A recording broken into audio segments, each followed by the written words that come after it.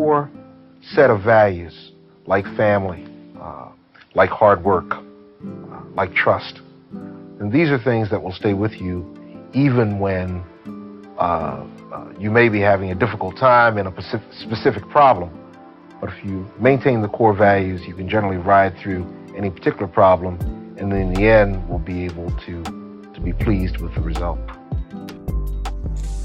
In this episode of Business Executive Profiles, we will profile the achievements of Reginald F. Lewis, an American business pioneer. He became the first African American to own a billion-dollar company. His acquisition of the McCall Pattern Company and Beatrice International would make him one of the richest men in America. Forbes listed Lewis among the 400 richest Americans, with a net worth estimated at $400 million. He was born in Baltimore, Maryland on December 7th, 1942. Driven from an early age, Reginald Lewis decided he wanted to be successful.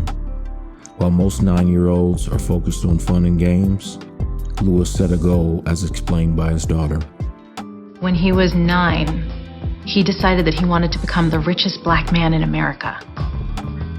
He had a newspaper route in this neighborhood where he delivered Afro-Americans. Their mom took over for him one summer when she sent him to camp. He went to summer camp, and for 2 weeks, I served and collected the money. And the first thing he said when he walked through the door, "Where's my money?" He would go on to attend Dunbar High School in Baltimore, where he excelled in 3 sports. He won a partial football scholarship to Virginia State University, where he played quarterback.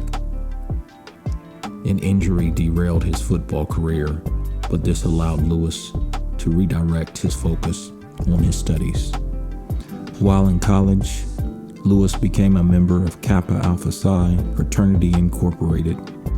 After graduating from Virginia State University with a degree in political science in 1965, he took part in a summer program at Harvard set up by the Rockefeller Foundation. The program introduced African Americans to the study of law. While there, he made such an impact that Harvard invited him to attend school that fall. At the time, this made Lewis the only person in the 148 years of the Harvard Law School to be accepted before even applying. He completed his Juris Doctorate degree in 1968. Lewis was recruited to the top New York law firm, Paul, Weiss, Rifkin, Wharton, and Garrison, immediately after law school. During this time, Lewis married a Filipino lawyer, Leota Lewis, and the couple had 2 daughters, Leslie and Christina. The gown was hand embroidered. We were in a small chapel. I was almost walking on clouds. It's like a dream because I never intended to get married.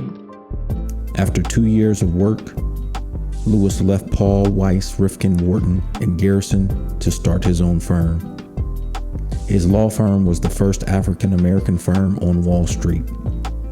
In 1983, Lewis founded a private equity firm, which he would name TLC Group. I remember that Reg decided that he was going to put more time into venture capital, and he wanted to form a company that he decided to call TLC Group, which he never would admit, but we think it was for the Lewis companies. That's what TLC stands for. His first major deal was the purchase of the McCall Pattern Company for $22.5 million. McCall Pattern Company was a home sewing pattern business founded in 1870. At the time, McCall's units sold were on the decline. However, the company remained profitable. In 1983, the company posted profits of $6 million on sales of $51.9 million. Lewis managed to negotiate the price down. Then he raised $1 million. He then borrowed the rest of the capital from institutional investors and the investment banking firm, First Boston Corporation. Within a year, Reginald Lewis turned the company around. He freed up capital tied in fixed assets. He further strengthened McCall by containing cost and improving quality. This new combination led to the company's most profitable year in its history. After increasing McCall's revenue, Lewis sold McCall, earning a reported profit of $90 million. The next business acquisition for Lewis would make history. In 1987, Lewis embarked on a leveraged buyout of Beatrice International. Beatrice International was an international food conglomerate consisting of snack food, beverage, and grocery store items. Lewis closed the deal for $985 million, and with this purchase, he became the owner of the largest African-American business in the United States. He bought 64 companies in 31 countries for almost $1 billion. So in that sense, he is a pioneer. No African American has done ever a big deal like that on a leveraged buyout. And so when it hit the press, it was like front pages all over. He would later rename the company TLC Beatrice International Holdings Incorporated. TLC Beatrice reported revenue of $1.8 billion in 1987, making it the first Black-owned company to have more than $1 billion in annual sales. Reginald Lewis used his wealth to give back to society. With his newfound wealth, Reginald Lewis became a philanthropist, and he would provide resources to various nonprofit programs and organizations.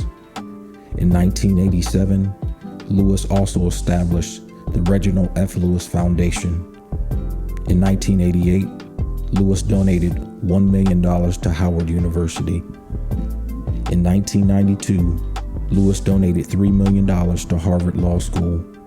At the time, it was the largest grant in the school's history. And somehow I remember all of the people who went before, who had even greater odds.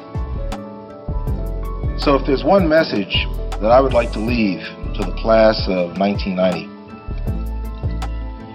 it is that you keep going to build a better society in America, to be a compassionate America, that you keep going no matter what. Thank you very much, ladies and gentlemen.